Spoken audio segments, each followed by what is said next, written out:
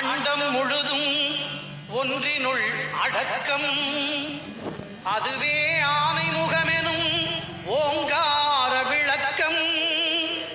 சுழலும் கோள்கள் அவன் சொல் கேட்கும், அவனை தொழுதால் போதும் நல்லதே நடக்கும். ஆனை முகனை தொழுதால் நவக்கிரகங்களும் மகிழும், நல்லதே நடக்கும், நல்லதே நடக்கும்.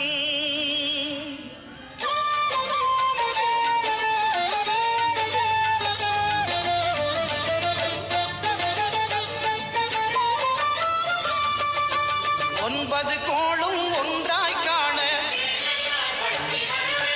அங்கு கற்பகம் என்னும் கடவுளின் மெய்யில். ஒன்பது கோளும் ஒன்றாய் காண அங்கு கற்பகம் என்னும் கடவுளின் மெய்யில்.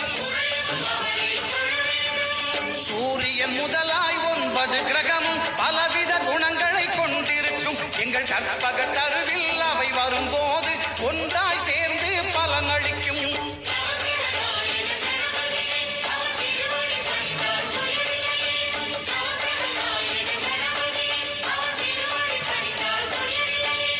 ஒன்பது கோளும் ஒன்றாய் காண அங்கு கற்பகம் என்னும் கடவுளின் மெய்யில்.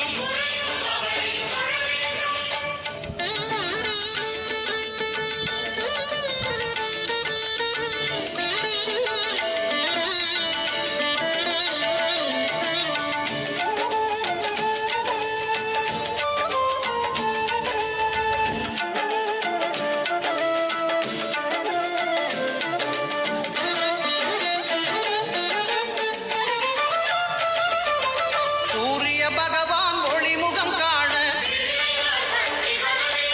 அங்கு கற்பக தருவின் நெற்றியில் மலரும்.